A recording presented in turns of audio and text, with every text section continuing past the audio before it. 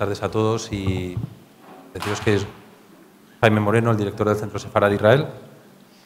Esta actividad, lo primero, la realizamos conjuntamente con la Federación de Comunidades Judías de España, con la que tenemos una excelente relación, y con dos personas, Chala y Amid Orman, los cuales pues, no hubiese sido posible este acto. Y este acto, bueno, en primer lugar, quería explicar un poco lo que es el Centro Sefarad de Israel para aquellos que no lo conocen, porque veo hoy mucho público nuevo y algo que me agrada mucho y la verdad que me gustaría explicar brevemente lo que hacemos en el Centro Sefarad de Israel. El Centro Sefarad de Israel es una institución pública que depende del Ministerio de Asuntos Exteriores y básicamente lo que hacemos es promover la cultura judía, y fue una misión que se estableció desde el año 2006 con el ministro Moratinos, que busca tender puentes con las comunidades judías en España y alrededor del mundo y con el Estado de Israel. Y en ese sentido realizamos numerosas actividades, exposiciones, tenemos ahora mismo 2 en el Centro Sefarad, realizamos pues, diálogos como el que vamos a tener hoy sobre la situación política actual de Israel y, bueno, en general colaboramos con instituciones públicas y privadas y eso explica que hoy estemos colaborando con una institución pública como es la Federación de Comunidades Judías de España, con una institución privada, en este caso con 2 personas físicas que han contribuido a convocar al público y a todo lo que rodea este acto.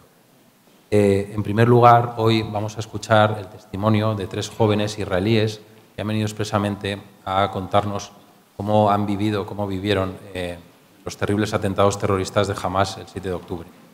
Después tendremos la intervención de 2 ponentes que nos hablarán de la situación actual que vive Israel y las posibles salidas a esta situación, que no deja de ser un callejón sin salida del que en algún momento hay que buscar una salida y entre todos estoy seguro de que el mundo occidental lo vamos a encontrar.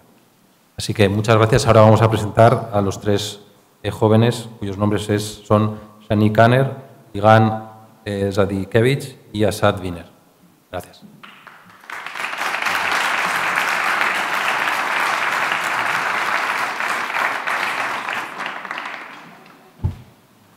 Si alguno lo necesitara, se dispone de traducción simultánea, ya que las intervenciones serán en inglés.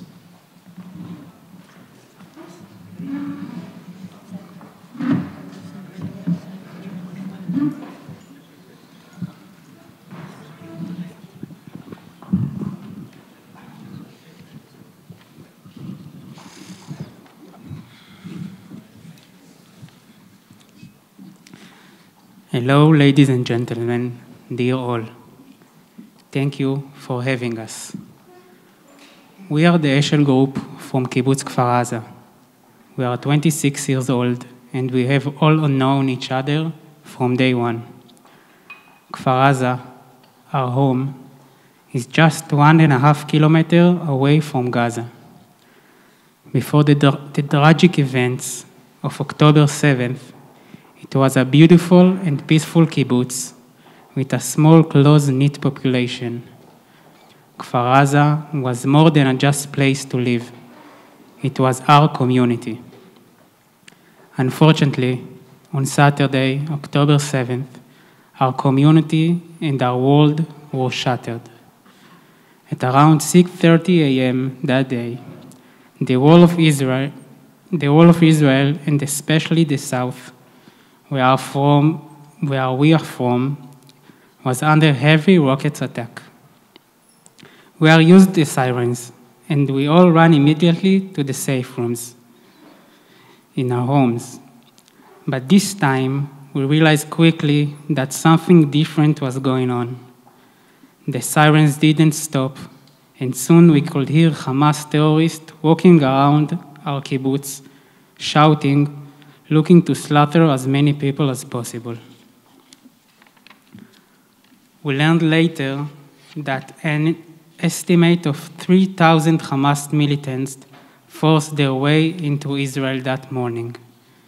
They invaded around 30 kibbutzim, small villages and towns, and a couple of cities in the south of Israel. They killed 1,400 people and kidnapped 240 into Gaza. The large majority of the victims and the hostages are innocent civilians, children, babies, elderly people, and the entire family were murdered at their own homes. Among the victims, there are also foreign workers, Muslims, and citizens of other countries. We are here to tell you what we went through that day. We feel the world may have forgotten the horrific events of that day. Our stories and the stories of our group are only one example of what happened to all of the community around us. We would like to share with you our experiences and tell you a little of what our country and our people are now going through.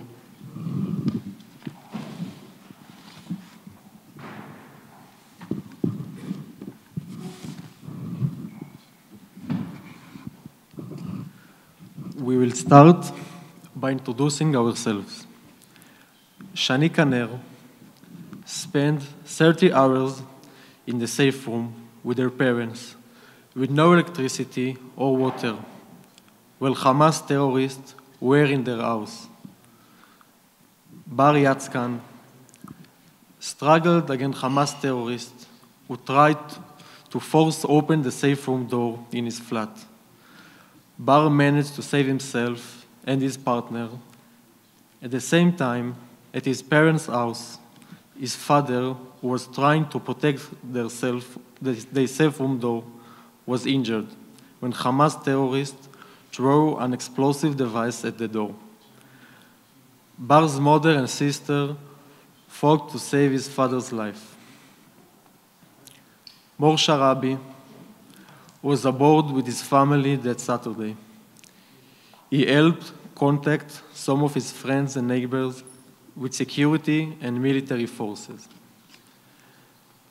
Asaf Wiener was in the safe room with his parents and grandmother. He and his father fought against Hamas terrorists who tried to force open the safe room door. One of his brothers waited for rescue for over 20 hours. His other brother was murdered, while allowing his wife escape and save herself and their 1-month-old daughter. His cousin and her husband were also murdered by Hamas terrorists at their home while protecting their 10-month-old twins. Yuval Talker spent 30 hours in the safe room with her parents with no electricity, all the while Hamas terrorists surrounded her home.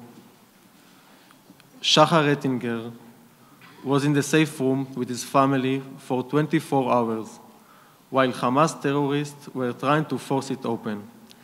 He took control of the situation and protected his parents. Eden Ettinger, Shachar's twin sister, she wasn't at the kibbutz that morning. She helped direct the security forces to her family home and saved their lives.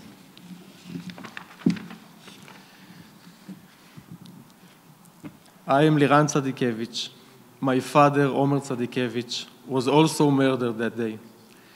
He tried to reach the local war room to warn people, but terrorists were waiting for him in the parking lot and shot him to death. My uncle was murdered too, and my grandmother, an 83-year-old woman, spent 28 hours alone in her safe room, holding the door handle against the terrorist. The following member of our ear group couldn't attend this special event. Moran Shtal was away from the kibbutz that morning. His mother was murdered by Hamas terrorists in her safe room. Yoni Aviani was aboard on the day of the attack. His father, Shachar, the local safety officer, was killed while lead the standby squad in attempt to protect the kibbutz. His uncle was also murdered. Yali Doron, for 24 hours, she couldn't reach out to her parents and was left in the dark as their well-being and whether they were alive. Her parents were eventually rescued. Her aunt and her cousin were murdered. Zohar Lupo was aboard on the day of the attack. His sister and her partner were injured by Hamas terrorists while trying to protect their safe room door. Eventually, they managed to escape through the window while shooting were being fired at them. His aunt was murdered. Matan Sobol. His brother spent 24 hours in the safe room. His two cousins are currently being held hostage by Hamas in Gaza. Razi Tamari. Both her parents were murdered after having fought for their lives against Hamas terrorists. Their house was destroyed and burned down while they were inside.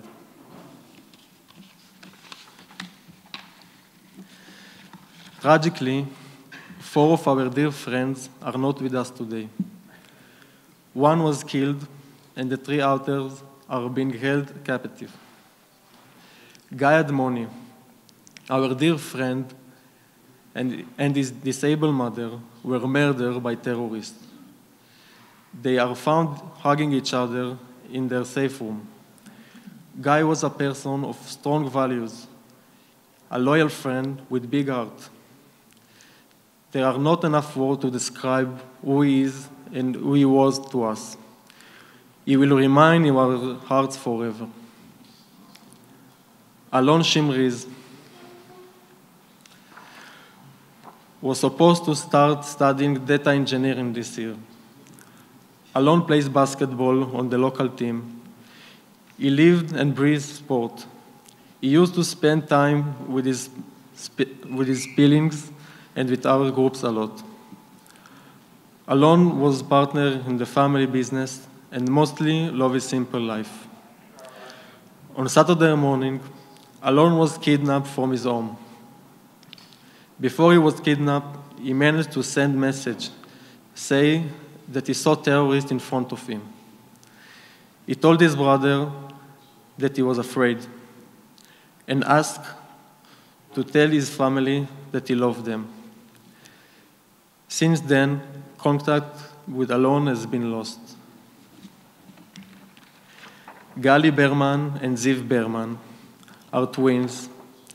They were both kidnapped from their flat, and now they've been hostage by Hamas in Gaza. They have been the best friends since childhood, similar but not identical. They are the center and the light of every event they attend. Gali is heart of gold. He is the one you turn to help you. Ziv was great sense of humor, great style, and a very sensitive person. Both of them love to play and watch football, and both of them work out to support the family and fulfill their dreams. At 10:30 in the morning of this Saturday, they were kidnapped from their apartment. Since then, contact with them was lost. And after 10 days, we received a message that they were in Gaza. Their well-being remain unknown. We pray for their safe return.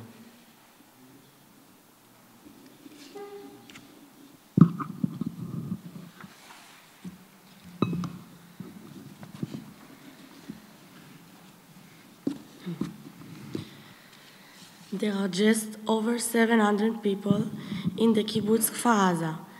That Saturday, 62 of them were murdered and 19 were kidnapped, almost 10% of our community. We would like to share some of their stories with you.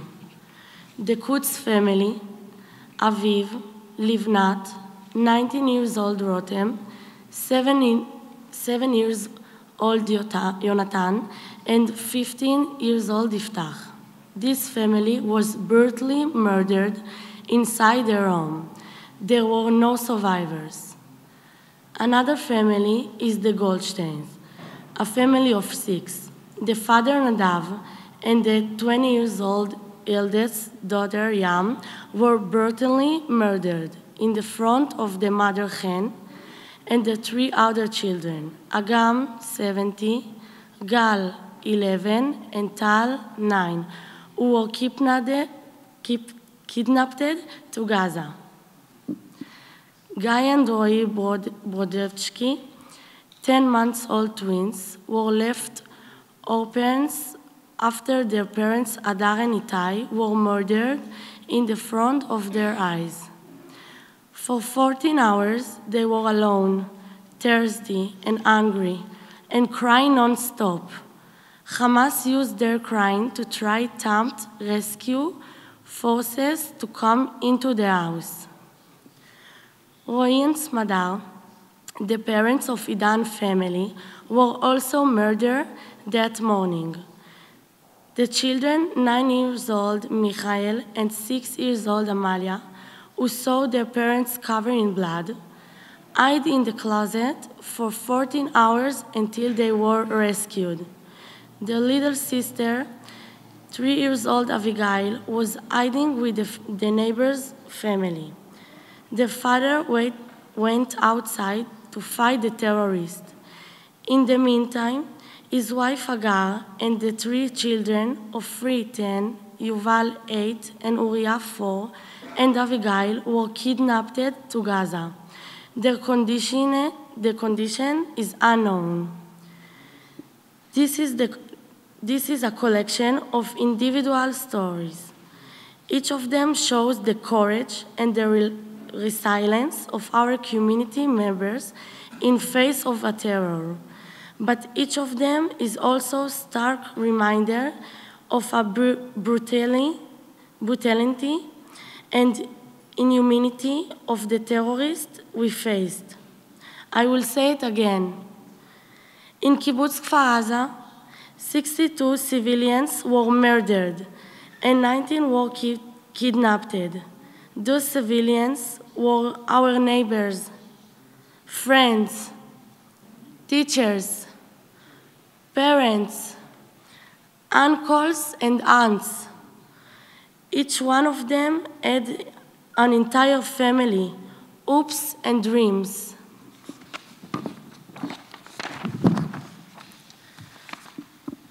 Those are the names of members of our kibbutz who are now being hosting in Gaza. Agar Brodach, Ofri Brodach, Uriah Brodach, Yuval Brodach, Chen Goldstein, Agam Goldstein, Gal Goldstein, Tal Goldstein, Yotam Chaim, Amit Susana, Kit Sigal, Aviva Sigal, Abigail Idan, Doron Steinbrecher, Wichan Tomantong, Alon Shimriz, Ziv Berman, Gali Berman. We know who holds them and what they are capable of. We are in the dark regarding their well-being, their future, and the future of all those taken hosting in Gaza Strip.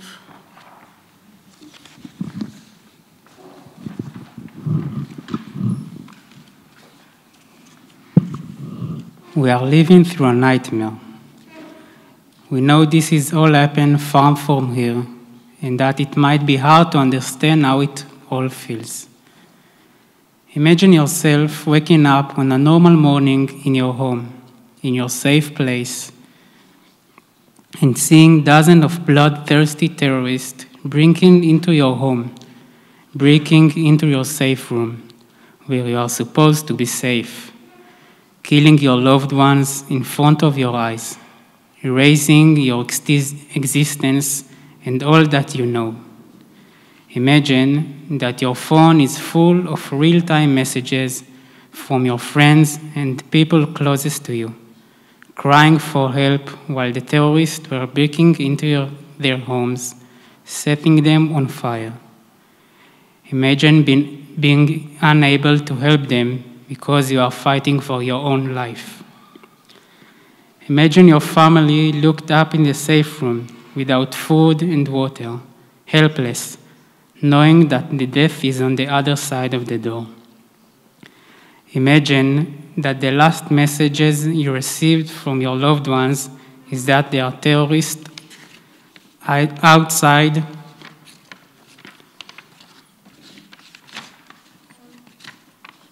their safe room door. Since then, all you hear from them is the sound of silence. Hours passing with you, waiting between hope and despair, not knowing if you will ever see them again. Due to the high number of victims and the horrible acts of Hamas, it took a long time to identify the bodies. Some families waited 4 weeks to be told that the loved ones was gone. Imagine that you cannot attend your best friend's funeral because at the same time you are burying your own brother. Now imagine the hostages. Imagine your little child, helpless, in a dark, cold, and scary place, without mom and dad or anyone to take care of him.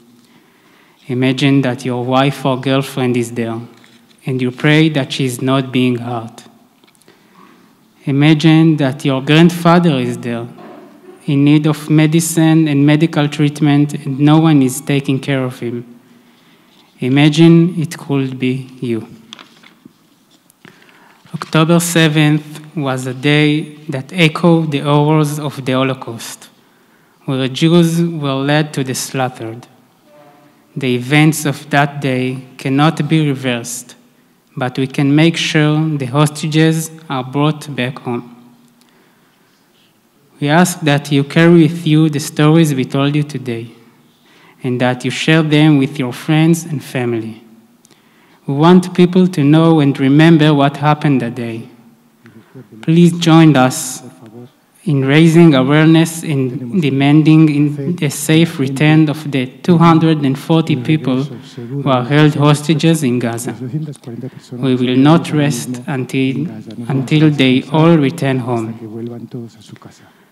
Thank you for listening to our stories and for hearing about our loved ones. Thank you for standing with us. And thank you for being a part of our fight for justice, for peace, and for a better future. Thank you.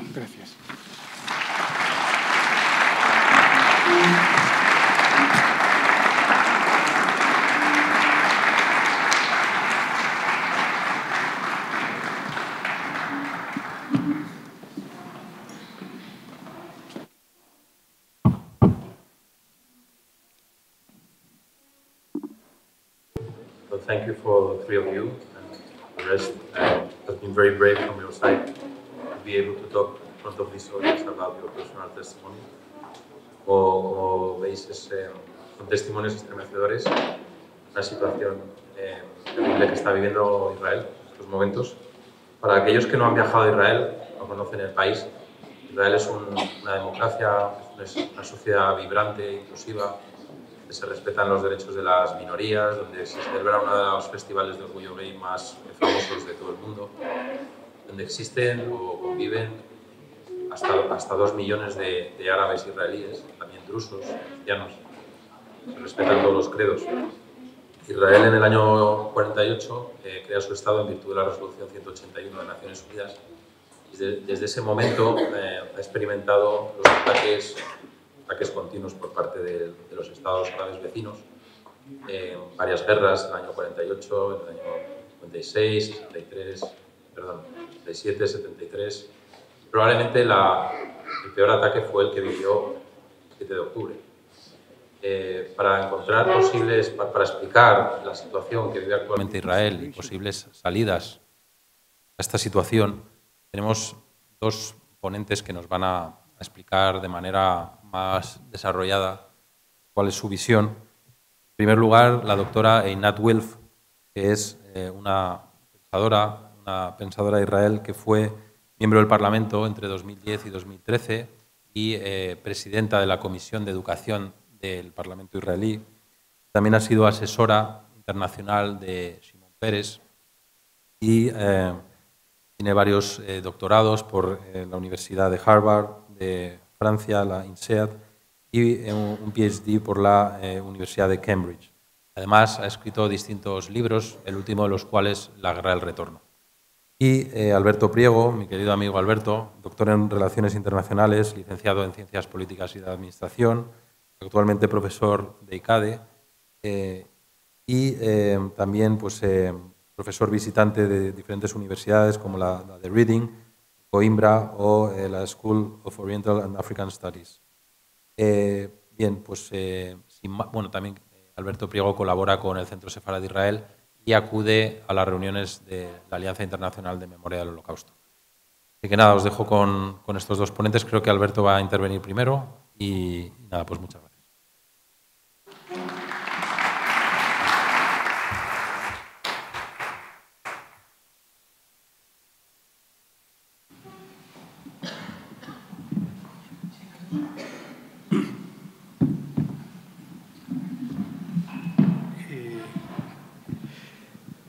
Bueno, en primer lugar, dar las gracias a los organizadores por considerar que esto igual es más cómodo si lo ven.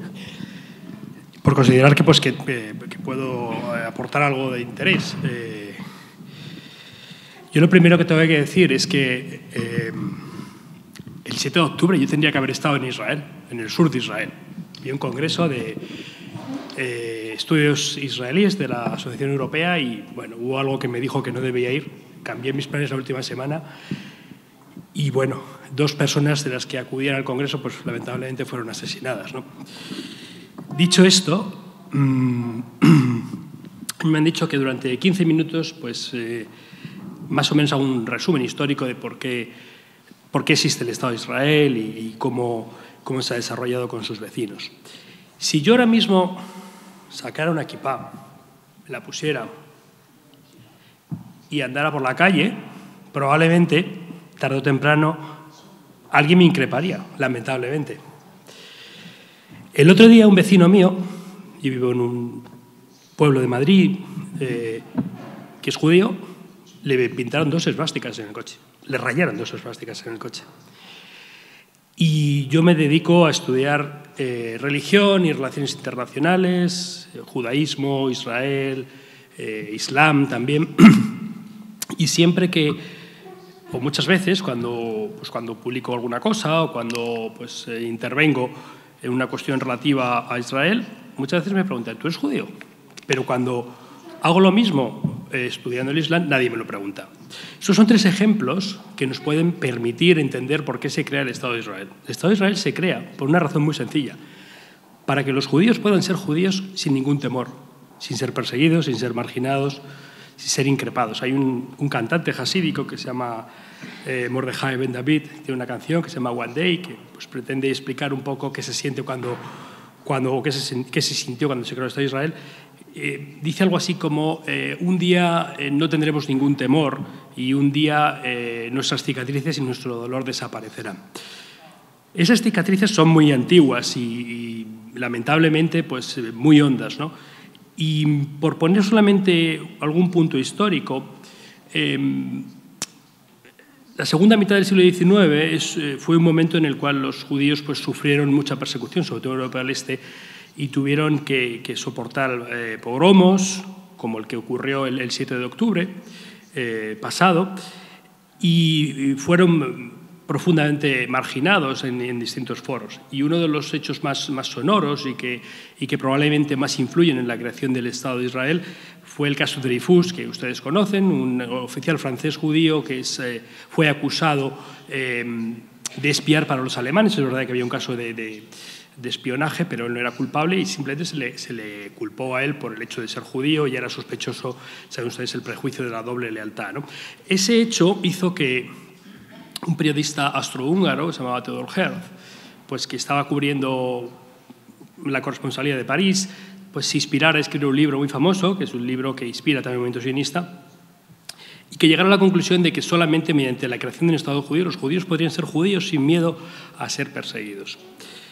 Como saben ustedes, pues durante la segunda mitad del siglo XIX, principio del siglo XX, se incrementó la migración judía a la zona que hoy es el Estado de Israel. Y en ese periodo, que hay que aclarar que durante ese periodo no había ningún Estado, ni un Estado judío, ni un Estado palestino, ni un Estado árabe. Era un imperio y había comunidades que se organizaban, distintas comunidades organizadas en Milet. Durante ese periodo, los judíos que allí llegaban empezaron a crear instituciones para poder tener un Estado. Este punto se empezó a hacer más claro desde el año 21, en el que el mandato británico pues, incitó a las comunidades a tener un Estado. Y aquí volvemos de nuevo al mismo problema. Los judíos fueron perseguidos con pogromos, famosos algunos, como el pogromo de Jerusalén, el de Hebrón, etc. Pogromos que en muchos casos fueron dirigidos por un señor que se llamaba Qassam, que inspira a Hamas hoy, las brigadas que tiene Hamas para cometer sus tropelías se llaman las brigadas Qassam, y también hay algún misil que lleva su nombre, ¿no? Durante esos años se fueron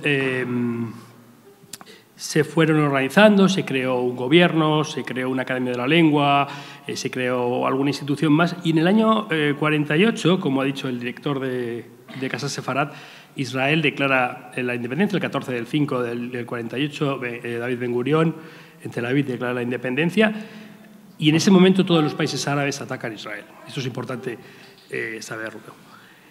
Hay una guerra que llega hasta el 49, y en esa guerra, al final de esa guerra, hay una paz, y también hay un elemento que normalmente no conocemos o no solemos decir.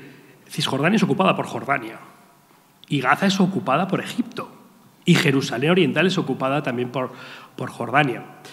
El secretario general, que no tuvo una intervención acertada hace unas semanas, habló de 70 y muchos años de ocupación israelí en Gaza, cosa que no es verdad. Desde el año 48 hasta el año 67 estuvo ocupada Gaza por Egipto, y desde el año 2005 a 2023 no ha habido ninguna ocupación de ningún ejército extranjero.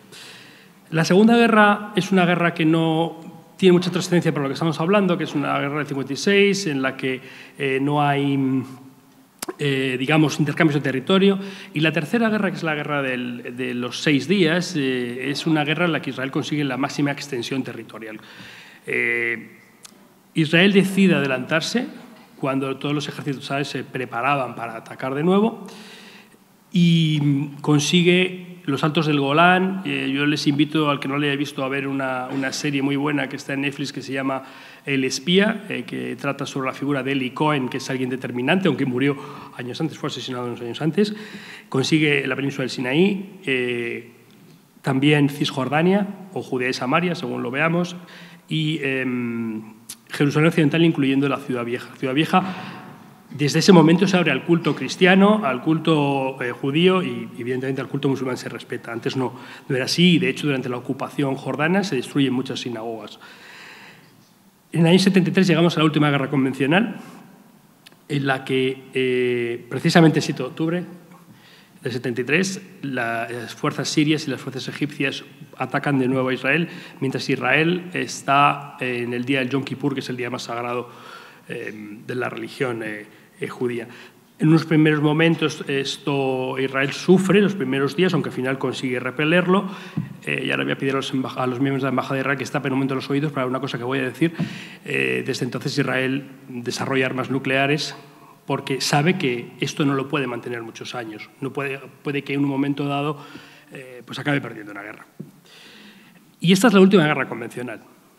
Desde entonces se inician unos procesos de paz. El primero de ellos es el de Camp David, que lo firma Anwar al-Sadat, que después es asesinado por firmar la paz con Israel. En un gesto muy valiente, viaja desde Egipto a Jerusalén, a la Knesset, a hacer una oferta de paz. Finalmente se consuman los acuerdos de Camp David.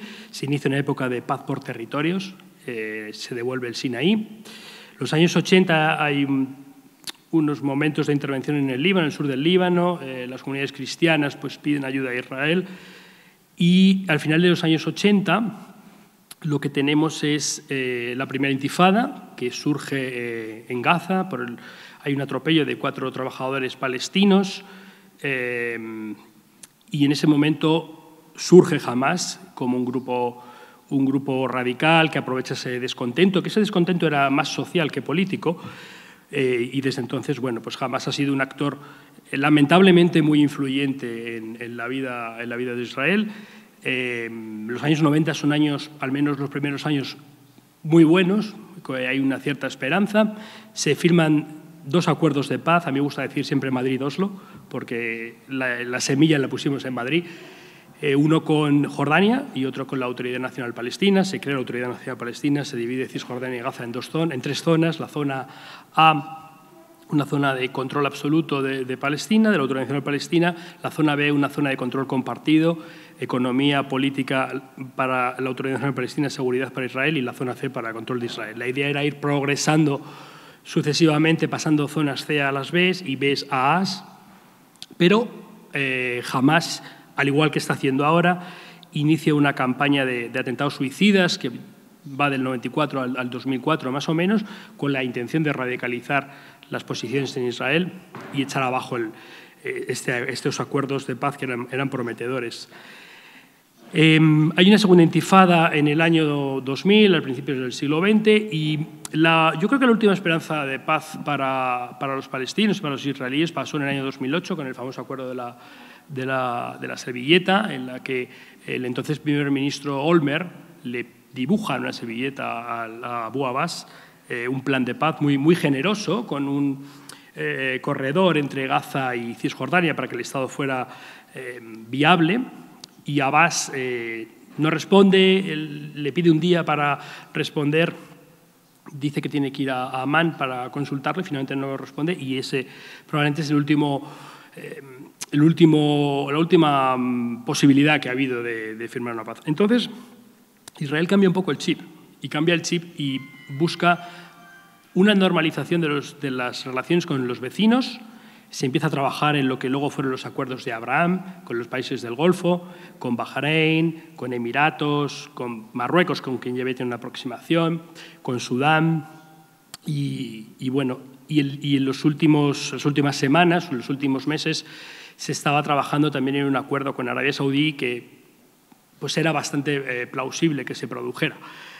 Y en esto llegamos al 7 de octubre, en el que pues Hamás decide asesinar a todos los judíos que puede en un momento dado. Mueren unas 1.400 personas, unas 250 personas están en cautividad.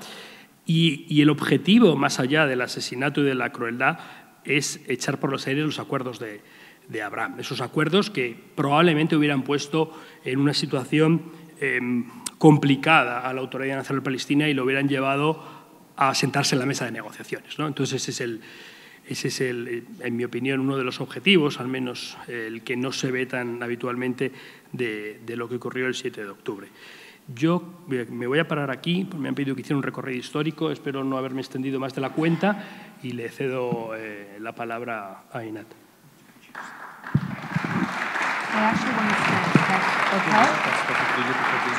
Let me first check, and if I don't need it, then let me know. Thank you so much. Gracias. But we need You need the microphone for the camera. taping. Yeah. Okay. Does it work? Yes. Okay, good evening. It's a real honor to be here and to be with you. And it's truly appreciated and moving that you are making the effort and the time to come here and to listen. So I want to share with you some of my thoughts on the deep sources of October 7th. I'm sure you remember that I think about 2-3 weeks ago, the Secretary General of the United Nations said that October 7th did not happen in a vacuum. And when he said that, I thought, yeah, he's absolutely right. October 7th did not happen in a vacuum. It's just a very different vacuum than the one he described. So I want to discuss how I even began to understand the deep roots. I grew up in Jerusalem, part of the Israeli peace camp. As a young adult into the 80s and 90s, I was very excited about Israel's efforts to make peace. I genuinely believed that the idea of land for peace will bring us to the idea of acceptance, of finally having peace. When I could finally vote, I voted for Prime Minister Rabin and later for Ehud Barak, and I really hoped that they would finally bring us peace. The 1990s were a time of euphoria for so many people like me in Israel, in the peace camp. We made peace with Jordan to add to the peace with Egypt. We negotiated with Syria over the Golan Heights. But the real height of the 1990s was the direct negotiations with the PLO, the Palestine Liberation Organization, over the future of the West Bank and Gaza. And like many Israelis of the peace camp, we believed in what Shimon Peres spoke about a new Middle East of peace and economic connections. And when Ehud Barak, an Israeli prime minister of the Labour Party, my party, was elected on a platform of making peace, he went to Camp David. As mentioned here, Camp David was symbolic. This is where Israel negotiated peace with Egypt on the basis of land for peace. And Ehud Barak goes to Camp David to finally get us the peace we've been waiting for so long. And he puts on the table a bold proposal, one designed to address everything we were told that the Palestinians wanted. We were told that the Palestinians are angry, that they're fighting because they want to end the occupation. What is the occupation? It's Israel's military presence in the West Bank and Gaza after the Six-Day War. Israel didn't annex those territories, it governed them through the military. So the proposal was for a fully independent, sovereign state of Palestine. The occupation would end. The military will retreat. Palestine will have a border with Egypt, with Jordan. That's it. No occupation, an independent state of Palestine. That was on the table. And then we are told that the reason we didn't have peace, the reason that Palestinians are fighting us is because of the settlements. What are the settlements? It's the places that were built where Jews live in the West Bank and Gaza, especially beginning in the 1970s, in the mid-70s. So the settlements were going to be dismantled or exchanged for equivalent land. The independent, sovereign state of Palestine would have emerged with no settlements, no Jews living there. And then we are told East Jerusalem, that's a big deal for the Palestinians. Well, a word about Jerusalem. That's where I grew up. When people hear the word Jerusalem, they immediately imagine and picture the 1 square kilometer that I fondly call Insanity Central. But Jerusalem since '68 is 100 times that. Mostly Jewish and Arab neighborhoods that I can assure you, having grown up in one, nothing interesting, nothing sacred, nothing holy. So those 99% were going to be divided based on a very simple principle. Jewish neighborhoods to Israel, Arab neighborhoods to Palestine. But even the 1 square kilometer of all the holy sites was going to be divided.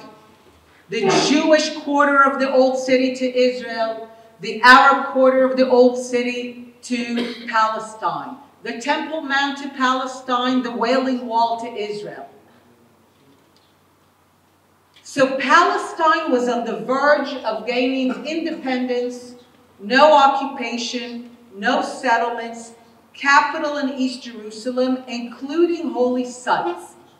All the things that we were told Palestinians wanted, that's what they were fighting for. All that Arafat had to do was say yes. What does he do? Walk away. He walks away in 2000. As mentioned here, Abu Mazen walks away in 2008 from a similar proposal by Ehud Olmert.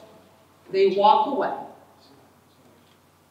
But not only do they walk away, they face no criticism from the Palestinian people. None.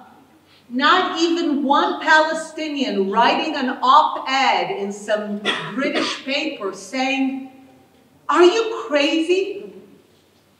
We could have had everything we wanted. Go back to the negotiating room and get us our state." There are no such articles, no such voices. Sometimes people say, well, look, Palestinian society, it's difficult to criticize the Palestinian leaders. It's actually not true. And the Palestinian leaders, Arafat and Abu Mazen, were heavily criticized by Palestinians. But do you know what they were criticized for? They were criticized for daring to negotiate with Israel. They were not criticized when they walked away. So Arafat and Abu Mazen knew that when they walked away from these negotiations, they did what their people wanted. And not only did they walk away to no criticism, what followed was a campaign of brutal violence, especially in the years 2001, 2, 3, 4. Until October 7th, this was the darkest time to live in Israel. Entire families were blown to bits by suicide bombers for going for pizza, for attending a Passover Seder in a hotel. I remember the feeling of the time. There was a feeling that if you just left your home, if you boarded a bus, if you went to a cafe with your friends, you were playing Russian roulette with your life. Because who knew if you'd come back? And this was weeks after Palestinians could have had everything they wanted. Brutal massacres, day after day, week after week. The barbarity, it's not new. So a lot of Israelis, like myself from the peace camp, began to ask a very simple question. What do the Palestinians want? What do they want? They clearly don't want a state and the end to the occupation. They could have had that, and they walked away. They clearly don't care about the settlements. Those could have been dismantled, but they still walked away. They clearly don't care about East Jerusalem. They could have had that, and they walked away. Or you could say, let's imagine there's a scale. And on one side of the scale, you put ending the occupation, an independent Palestinian state, a capital in East Jerusalem, no settlements. All of this is on one side of the scale. There is something on the other side, something that they value so much more, that again and again, when they could have all the things on this side of the scale, but not the other thing, they walk away. What is this other thing that they want so much more than those other things. And during this time, I was meeting with Palestinians, moderate Palestinians. I was doing the research that ultimately became the book, The War of Return. And I realized that the Palestinians always told us what they wanted. We just didn't listen. Or when we did listen, we didn't take them seriously. But they always told us, for decades, what they wanted. From the river, from the Jordan River, to the sea, to the Mediterranean Sea. Palestine will be free of any Jewish state, in any borders. They were very consistent for a century. We didn't listen, or we didn't take them seriously. As I was doing the research for the book, I came across a quote that has become my favorite quote ever since. Because in one sentence, it tells the story of the conflict. It's a quote by Ernst Bevin, the British foreign minister after World War II. If you know anything about Ernst Bevin, he was no friend to the Jewish people. He did not support the Jewish desire for independence. But in February of 1947, he goes to the British Parliament to explain why Britain failed to fulfill its mandate, the mandate that it received from the League of Nations after the Ottoman Empire collapsed at the end of World War I, to help the Jews achieve a state.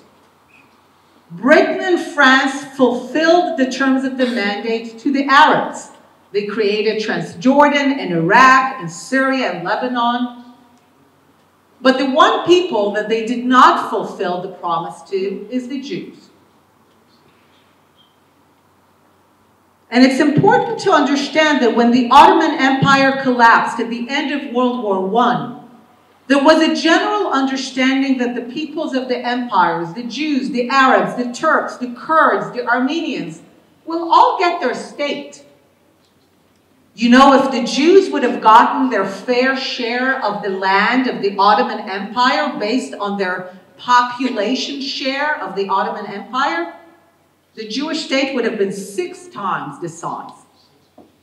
But there was an understanding that every people would get a state.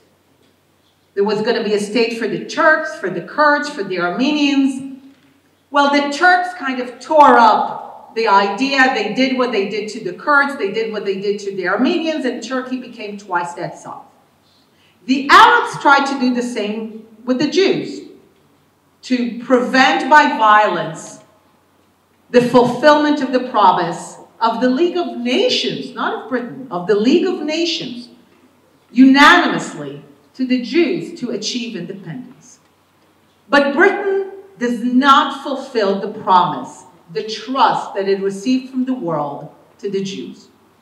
So it has to explain why it failed, why it's taking the mandate that it received from the League of Nations and giving it to the heir of the League of Nations, the United Nations. So on February of 1947, he says the following: His Majesty's government has come to the conclusion that the conflict in the land is irreconcilable. He calls it irreconcilable. This is February 1947. There's no state of Israel yet. There's no war, there's no refugees, there's no occupation, there's no settlements. All of the things that we are told are the reasons for the conflict don't exist yet, and already it's irreconcilable. Bevin goes on to say, there are 2 groups in the land between the river and the sea, Jews and Arabs. At this point, the Arabs are called Arabs. Much later, they will be called Palestinians. But for now, they're known as Jews and Arabs. Those are the 2 groups, the 2 nations of the land. It's not an issue of faith or religion. They are two groups, collectives, and nations. And he says, each of these collectives has a top priority. The thing they care about more than anything. He calls it the point of principle. He says for the Jews, the top priority is to establish a state. The Jews want a state. They want to be masters of their faith. They want to have a state like all other peoples, a place to call their own. He says for the Arabs of the land, the Palestinians, the top priority, he says, and listen to this, is to prevent to the last the establishment of a Jewish state in any part of the land. That's the conflict.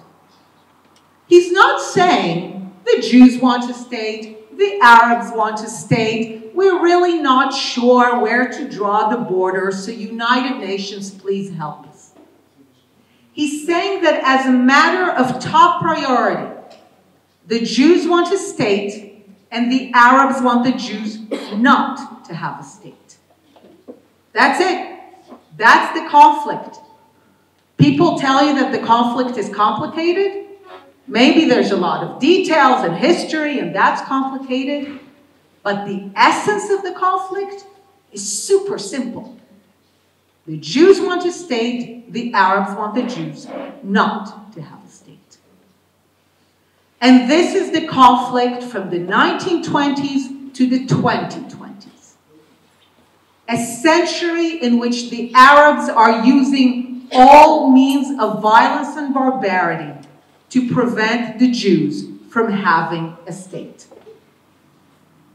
And as I said, the barbarity is not new. Again, like mentioned here, the massacres, the brutality happened in the 1920s and the 1930s.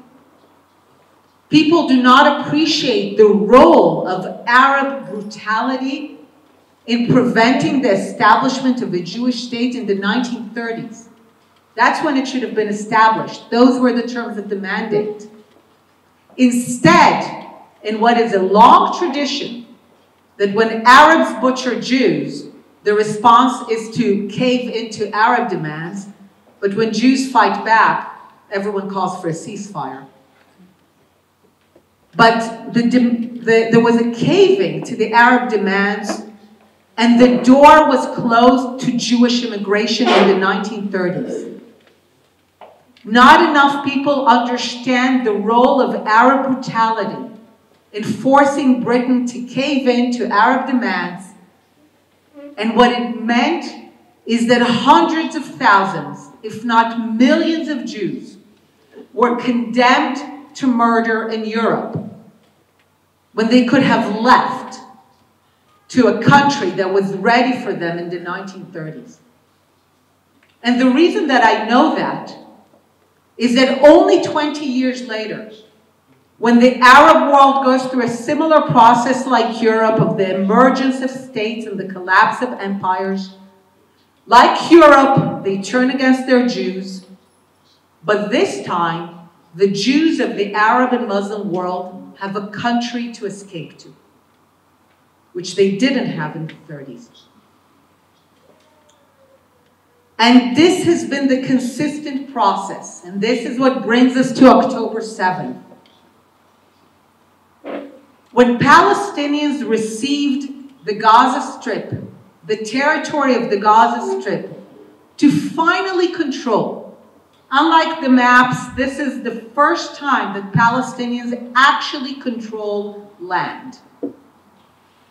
80% of Gaza was already evacuated in the 90s as part of the negotiations with the PLO, and the remaining 20% in 2005.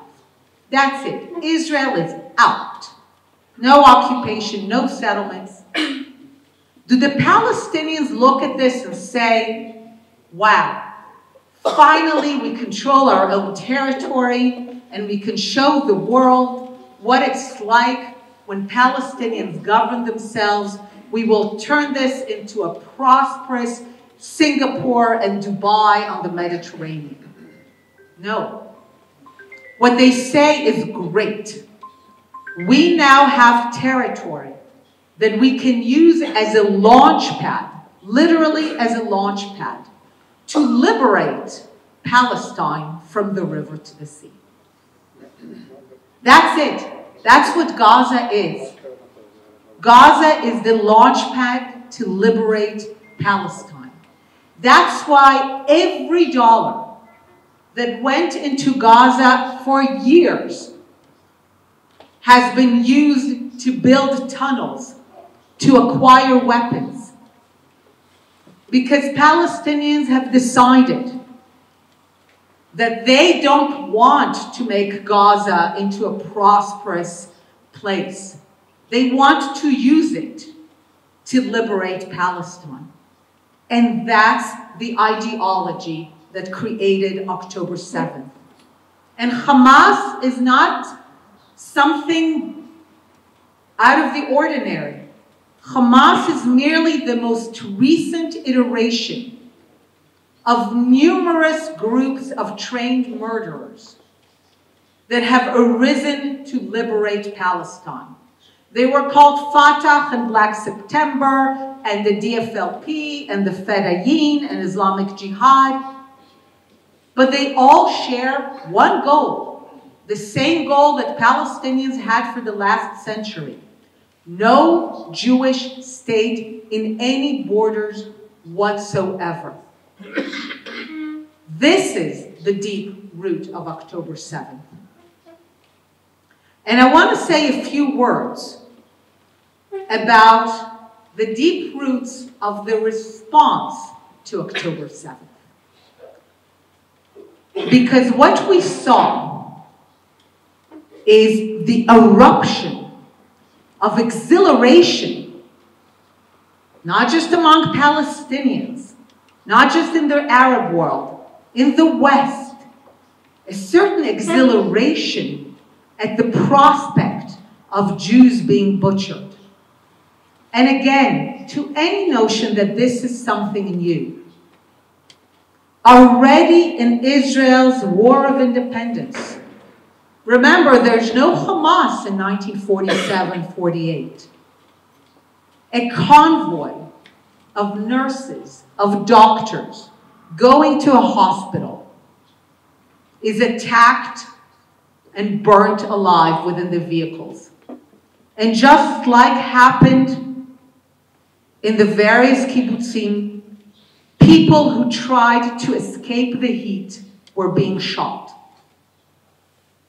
Bodies were mutilated, and they took photographs. They took photographs in 1948. The GoPro cameras, that's just a new technology. But the instinct is the same. They took photos of the burnt and mutilated bodies of Jews, and they sold them in the markets of the old city. This was already the same brutality. So don't tell yourself a story that Hamas is something different. It is a repeated pattern of how they wage their battles. And the response in the world was also decades in the making. The response did not happen in a vacuum. And it started immediately as news of October 7th came out. They didn't wait for Israel to respond. Those who are now trying to claim that this is because of what Israel did. Already on October 8th, you saw this exhilaration, those responses against Israel. Why? Because for decades now, the world has been subjected to a campaign which I call the placard strategy. Because you see it in anti-Israel demonstrations. You see them on the signs. And the placards say, Israel, Zionism, sometimes they just draw the Star of David, and then they put an equation sign. And the placard strategy has been so effective that everyone knows what's on the other side of this equation. Israel, Zionism, Star of David equal colonialism, apartheid, racism, Nazism, genocide. And the placard strategy is not only on placards, it's in the United Nations. It's the Zionism is racism. It's people now talking about genocide. It's whenever an anti-Israel speaker goes on television, gives them 30 seconds, and no matter what the question is, they will manage to say colonialism, racism, apartheid, genocide, and the answer. And this creates a refrain in people's minds. Israel, Zionism, Star of David equals all these things. Now they want you to think that those things are equated with Israel and Zionism because that's reality. You only need to spend one day in Israel to know that all of that is not true. Those words are chosen for one purpose and one purpose only. They indicate evil. So what people are subjected to is this refrain of Israel, Zionism, Star of David equal evil. Israel, Zionism, Star of David equal evil. Now what do you do with evil? Do you negotiate with evil? Do you divide the land with evil? Do you make peace with evil? No. You eradicate evil.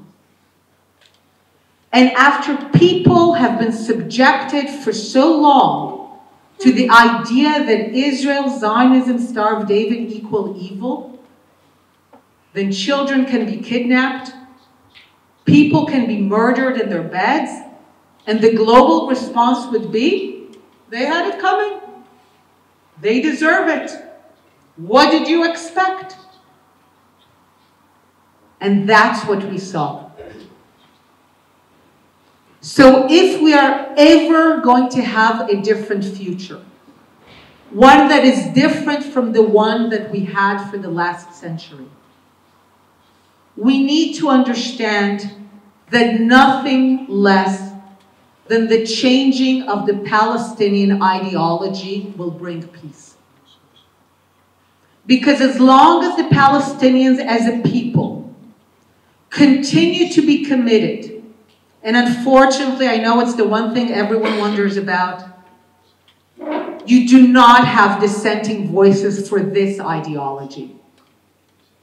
As long as the Palestinian people continue to be committed to the idea of liberating Palestine from the river to the sea, of no Jewish state in any borders, even if Israel kills all 50,000 of Hamas's trained murderers tomorrow, another group will rise up to liberate Palestine from the river to the sea.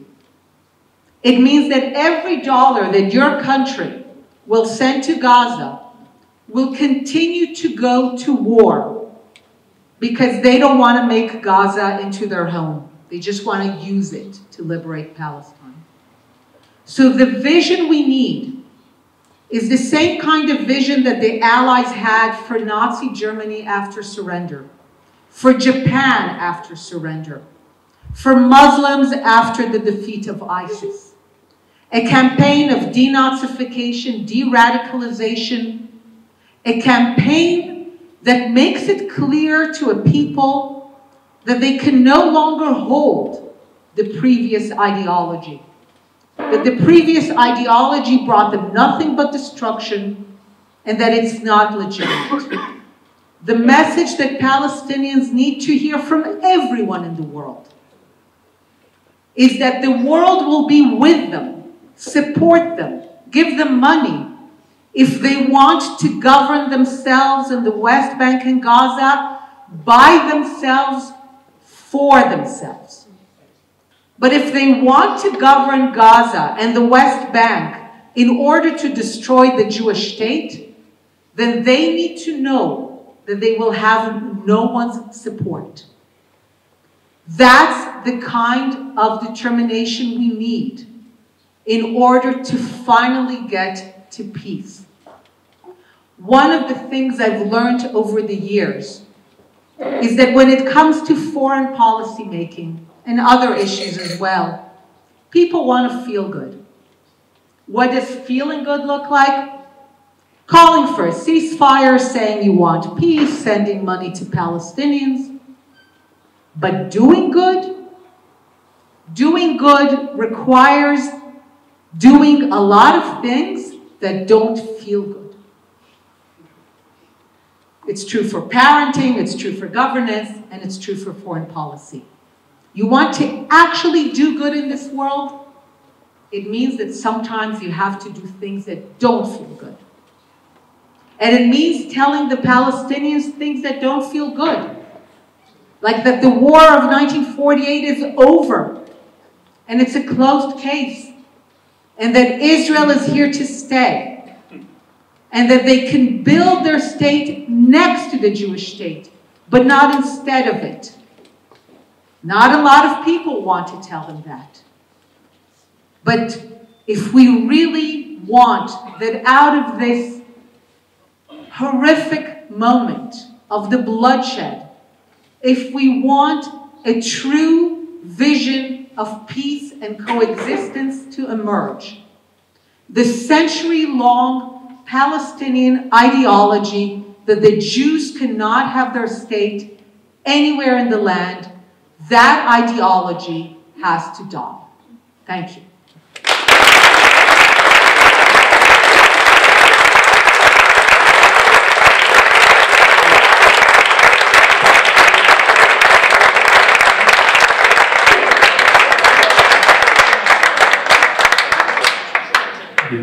A continuación, si les parece, tenemos la oportunidad de abrir un turno de preguntas que pueden dirigir tanto a Inet como a Alberto, ya que tenemos la suerte de que ambos nos acompañan aquí, así que si alguno tiene alguna pregunta, sí.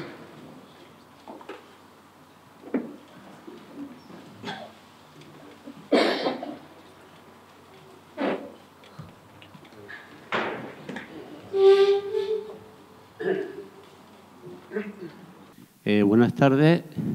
¿Me escucháis? Sí. Buenas tardes. Voy a preguntar a la mesa. A ver, lo primero es apoyar a Israel totalmente, eternamente a Israel. Eso es la primera entrada. Lo segundo es cómo es posible que el 7 de septiembre permiten que los grupos terroristas, asesinos, hijos de la gran puta, perdona que hable mal de eso, así, cómo es posible que entren por la frontera, asesinen a su antojo y el Sinn Bet y el Mossad no estén al tanto y lo permitan. Y lo segundo es que, a ver, Palestina no quiere que Israel sea un estado de paz, no lo quiere. Los árabes tampoco. Luego lo que me preocupa es el antisemitismo que hay ahora mismo aquí en España, en Europa y en todo el mundo, que es temible, le tengo mucho miedo. Pero que yo sepa, que sepáis lo de la mesa y los israelíes que están aquí y los que están ahí. Sí, pero si nos... Que yo apoyo a Israel totalmente. Gracias. Gracias, muchas gracias.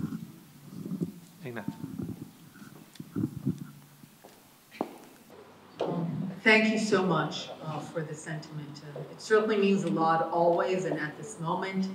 And I know that it takes a lot of courage to say that these days. How did it happen? I can assure you that we ask this every day. We have those days when we were, did this really happen? How could it? But other than all the technical questions of intelligence failure and the defense of the border, I want to emphasize one thing, which I think has not been sufficiently noticed. The leaders of Hamas said after October 7th, in several interviews, they said, we were planning this for 2 years, and we tricked Israel into believing that we are now focused on improving Gaza. Now think about it. This is the entire conflict in a nutshell. What are the leaders of Hamas saying? Ha ha, look at those stupid, gullible Israelis. They actually thought that we care about our own people. They actually thought that we want to spend our efforts into turning Gaza into a better place, when all this time we were planning the biggest, most murderous attack on the Jewish people. So this is, beyond anything, one of the tragedies of the Jewish people, is that we really want to believe that at the end of the day, the other side actually cares about doing good for their people more than they care about destroying us. And again, we delude ourselves that this is what they want. And it's sad that despite everything in our history, even now, we are still not sufficiently paranoid.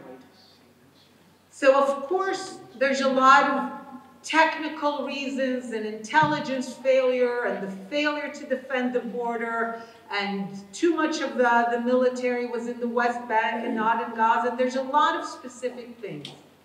But for me, the biggest issue is that ultimately we wanted to believe that Hamas changed. And we were not sufficiently paranoid to realize that it was still the same old ideology and that nothing changed.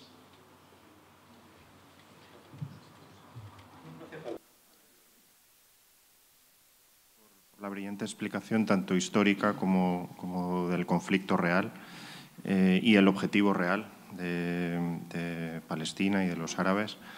A mí me gustaría entender por qué Occidente no está, de alguna forma, ciego ante este objetivo real que existe en este momento y durante los últimos 100 años. Luego también me gustaría entender si habéis tenido algún tipo de percepción distinta en cuanto a posible antisemitismo desde el 7 de octubre y cómo compara esto con lo que habéis podido percibir anteriormente en los últimos 20-25 años. Muchas gracias. First of all, I didn't see it. And it's only when everything I believed again and again met a reality that didn't make sense that I began to listen more carefully to what Palestinians were saying.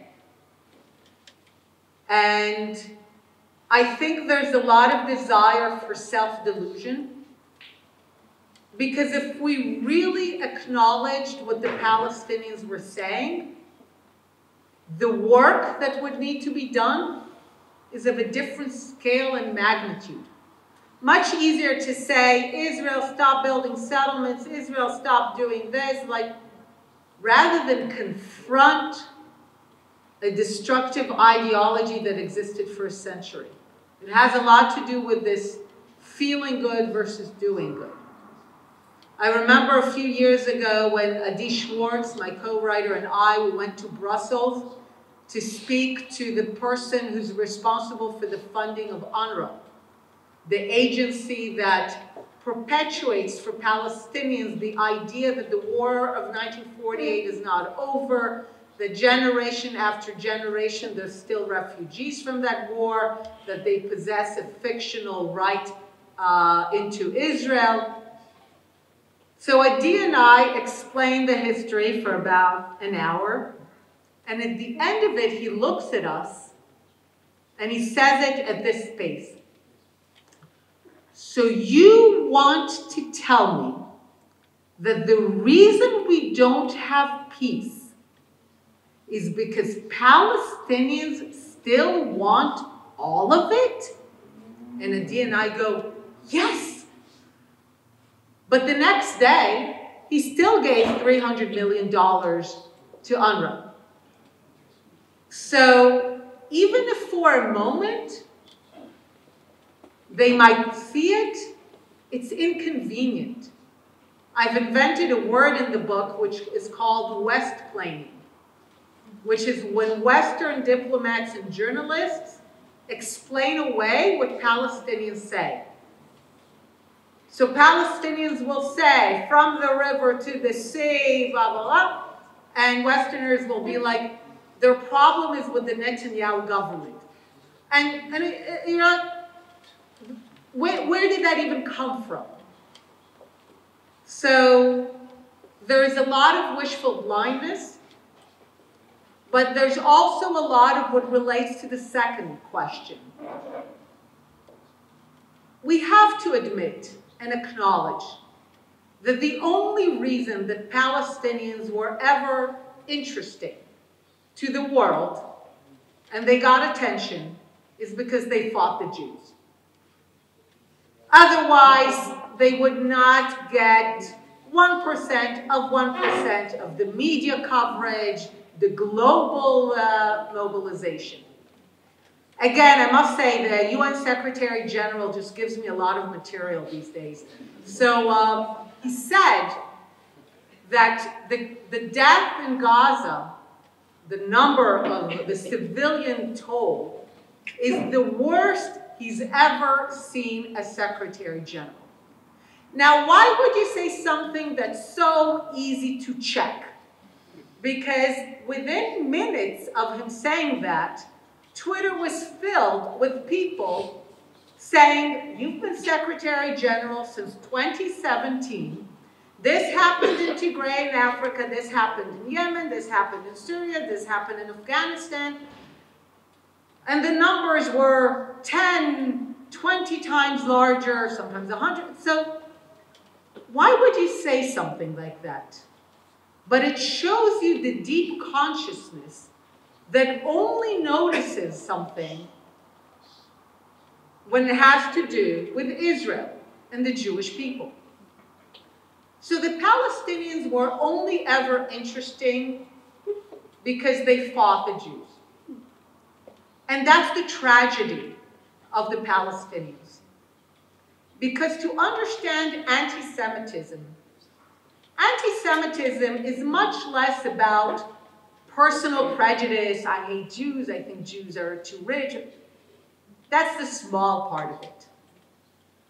Anti-Semitism at its most powerful is when it serves to create a political organization of a society, to mobilize a society politically against the Jews.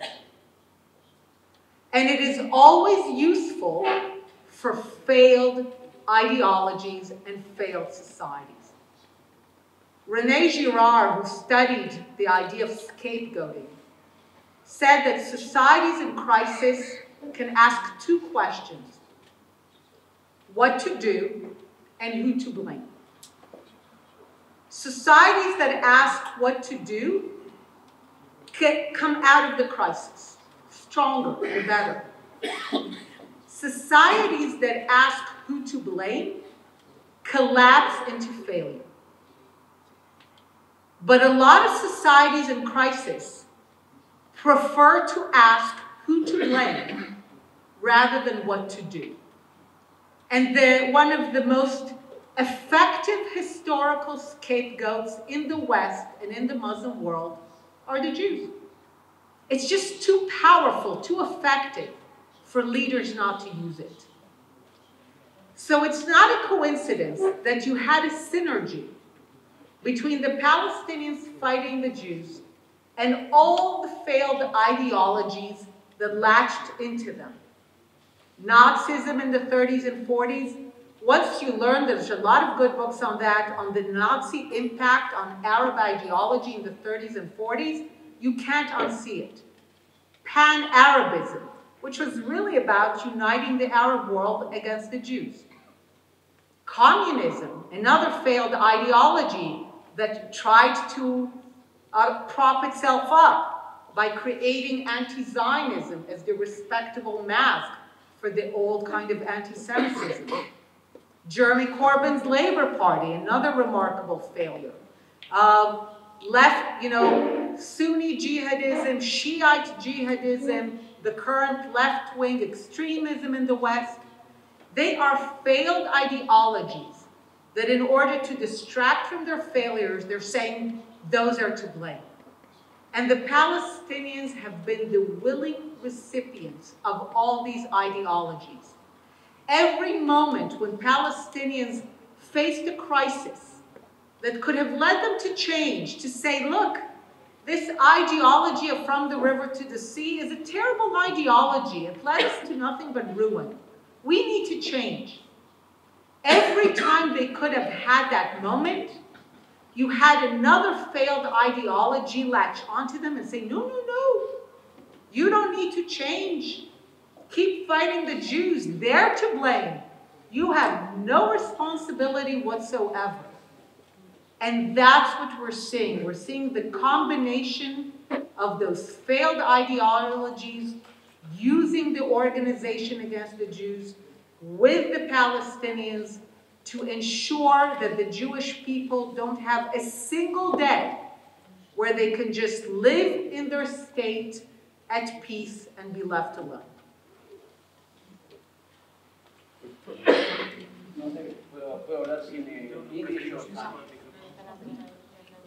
English or just? Oh, you can speak English. Okay. So I basically agree with most of the things you said. I'm a Jew, I live in Israel, and I have family in Israel. I go almost every year. But many things that you say, I don't agree, and I like to point them out.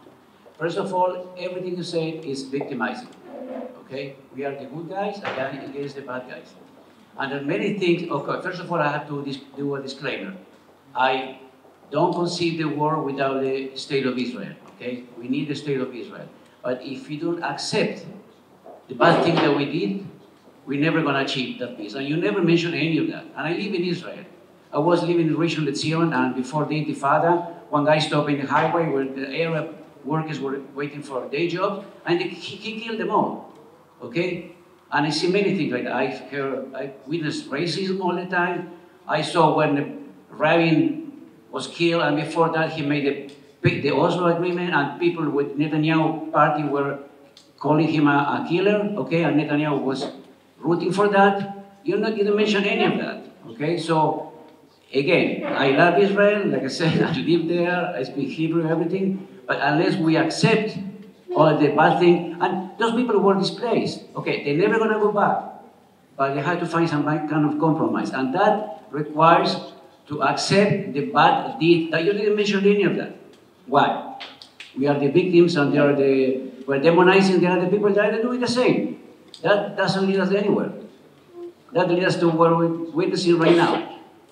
Okay, that's my position, and again, nothing. So I only discuss the issues that are at the core of the conflict. A lot of bad things were done, but they don't change the fundamental core of the conflict. When I post lectures or explanations that the conflict is between the Jews wanting a state and the Arabs wanting a state, and the Jews not to have a state, I don't get any response from Arabs, only from Jews. I don't get any response from Arabs that says, you're absolutely wrong. We Arabs, we Palestinians, we support the Jewish right to self-determination in the land. We're only angry about the occupation, or we're only angry about the settlements, or we're only angry because you did this or you did that. No. They only dig themselves deeper. They say, of course you shouldn't exist because you're an apartheid, racist, colonialist settler state. Now, again, you can believe that the Jewish state should not exist. You can feel justified.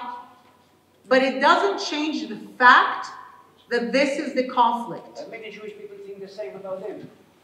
So that's exactly the difference. On the Palestinian side, You don't have different voices. So I'll tell you to do what I ask everyone who tells me that. Because this is the repeated comment. Because what I say sounds very sweeping, very harsh. So a lot of people say, this can't be, just like there's all kinds of views in Israel, there's all kinds of views among Palestinians. And I tell them, look, because I made such a sweeping generalization, I made it so easy to take me down. It's so easy to disprove me. So go ahead. Bring me a Palestinian who, in their words, publicly, so in a video or in an op-ed or in a tweet, I never accept any Westerner who tells me, oh, I know Palestinians who think differently. Because I told you, because of West-plaining. No, Palestinians need to say that directly in their own voice. And I want to hear the following. We recognize that the Jewish people, as a people, have the right to self-determination in this land. We understand the implications, that this means we can't have it all and they can't have it all.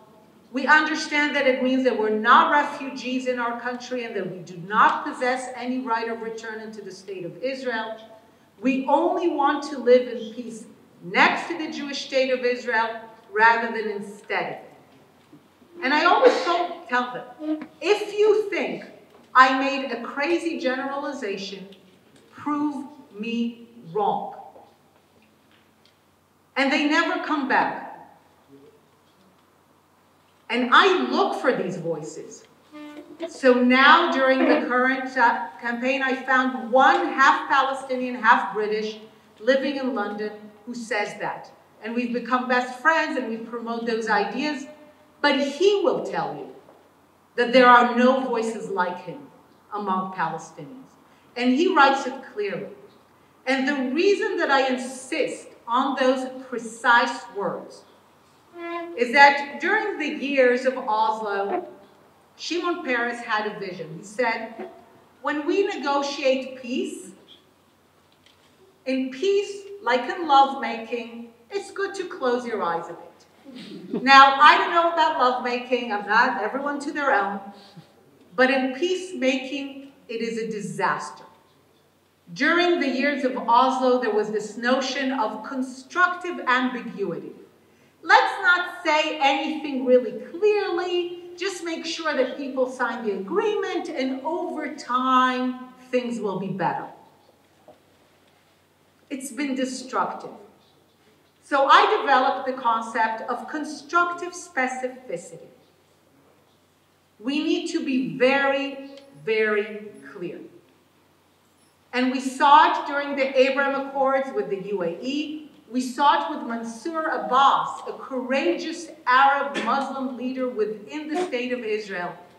When they want to make it known that they are no longer against the Jewish state, they are quite capable of saying it clearly in every language and in every forum. So that's what we need to hear. And this is why, for example, the fact that Rabin was assassinated was terrible for Israel, but it made zero difference for peace. Because a lot of people are surprised by that. On the eve of his assassination, when Rabin outlines what an agreement can look like, he is to the right of what Netanyahu says later in his Bar-Ilan speech. People are surprised by that. And this is actually easy to prove, because 5 years after Rabin was assassinated, Ehud Barak goes to Camp David and puts on the table a proposal that Rabin would not have dreamt of proposing. And Olmert proposes it in 2008. And the Palestinians still walked away and waged a campaign of massacres. So that is not why we don't have peace. And why were Palestinians displaced? Out of magic? Because they said, and they said it, that they don't want the Jews to have their state. So when the United Nations said, look, the Jews can have a state, the Arabs can have a state, the Jews said yes, because remember, Bevan, the Jews achieved their top priority, a state. And they were unhappy. It was half of what was promised to them. It did not have Jerusalem. It did not have Judea.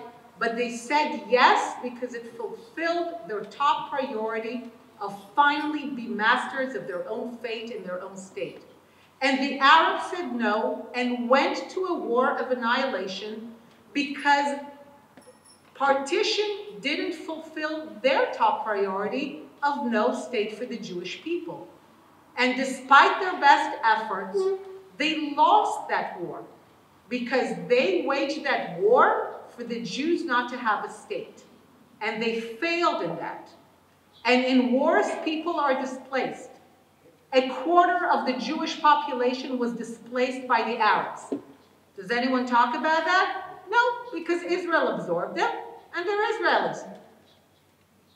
The hundreds of thousands of Arabs who were displaced in a completely unnecessary war, that they could have celebrated 75 years of a prosperous Palestine. No one displaced. But their top priority was for the Jews not to have a state.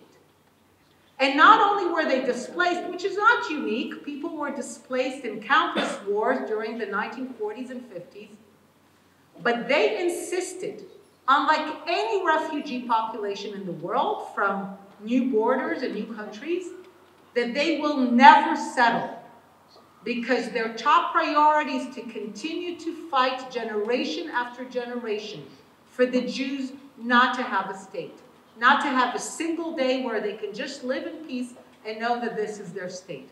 So yes, Israel did a lot of bad things, but none of them change the essential point of the conflict, which has always been about the Jews wanting a state and the Arabs wanting the Jews not to have a state. Vamos a poner una pregunta más. ¿Una pregunta más? Well, in first place, congratulations, y Alberto, felicitaciones for. I'll speak in English. For the presentation, I find it extremely enlightening. Now, one of the you would call byproducts of the Yom Kippur War was the peace agreements with Egypt, the return of the Sinai. How do you see this regarding what could happen now with Saudi Arabia, and once the waters go back? The Palestinian problem is there, but the rest of the Arab countries, we have who to talk to. So what do you think will happen? What is your prediction? So someone wrote recently, I thought it was quite interesting.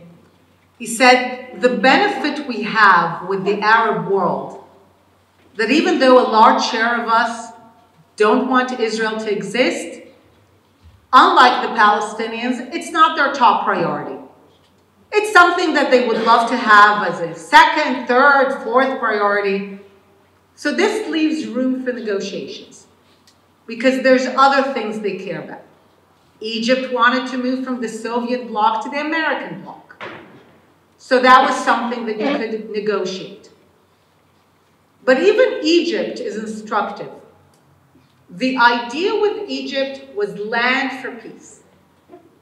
Israel gave all the land, the entire Sinai Peninsula to the last square centimeter. Egypt was supposed to give us peace. And it really shows you what low standards we are being asked to accept when we call what we have with Egypt peace. Because it's a really good non-belligerency pact. But that Israel actually already had in 1975 for about a third of the Sinai. So it was actually a better deal. But But there's barely any diplomatic relations. There's no cultural relations. There's no economic relations. There's no tourism. Egypt is one of the most hostile countries to Israel and international bodies, and it's the #1 promoter and producer of anti-Semitic content in Arabic. I have an Egyptian friend who's the most pro-Israel person now, and he talks about how growing up in Egypt is anti-Semitism every day.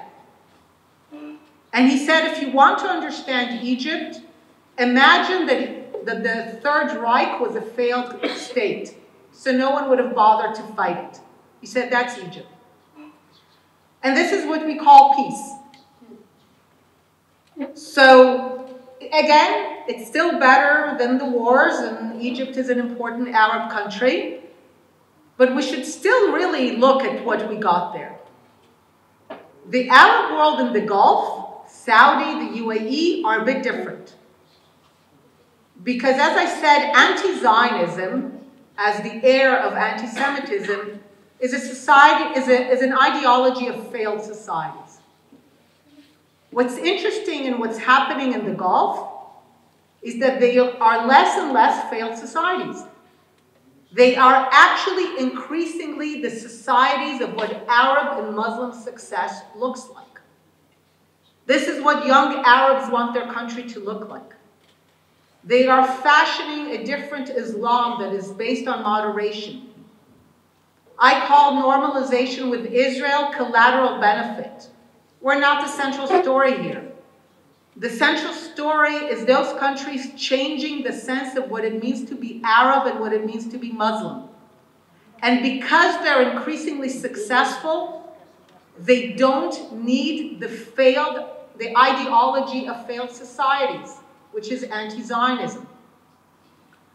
When the Abraham Accords were signed, I became close and friendly with Emiratis, Bahrainis, and I ended up co-writing an op-ed with 2 young Emiratis, a man and a woman. And the op-ed opened as follows. We are proud Arabs, we are proud Muslims, and we're Zionists. They didn't run away from this word. And they said, we see no contradiction between our proud Arab and our proud Muslim identity and the support for the Jewish rights to self-determination in their historic homeland. And they described decades of Arab anti-Zionism as a complete waste of time, which it is. What has the Arab world ever gotten from being against the Jews? What? Did it build anything for them? Did it create anything for them? They got rid of all their Jewish people. They spent resources fighting Israel. What good did it give them? And they realized that. They said this is an ideology of old people. It belongs to the past. We're a generation of the future, of success. We don't need this. And this is where I see hope. I'm under no illusion.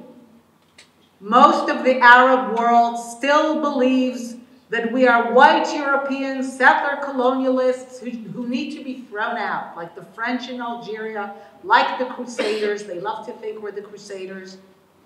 But finally, for the first time in history, we have an Arab and Muslim voice that looks at Israel, that looks at the Jewish people, that looks at Zionism and says, Abraham, you are not foreigners. You belong here, and we embrace you because you belong here. It's still a small hope, but it's really the only hope that I see going forward. At the end of the day, the Jews, and with that I'll end, the Jews are destined, you might say damned, to remain a tiny, tiny, tiny ethnic, linguistic, national, religious minority in an Arab and Muslim Middle East. The 7th century conquests were very successful, so good for them. We will always be a minority. Even if all the Jews living abroad come tomorrow to live in Israel, even if we continue to make babies, we will always be a minority. So as long as we care about the land of Israel, the only way forward to peace is for the Arab world to accept us as Abraham. And I can assure you, because we're a small people, if the price of peace, real peace, not pretend peace, will be the West Bank, the settlements, all that, I can assure you that just as we did in 47 and 67 and in 2000 and 2008, because we're such a small minority, because we crave acceptance and legitimacy and finally being left alone in peace, we will, as we always did, say yes. Thank you.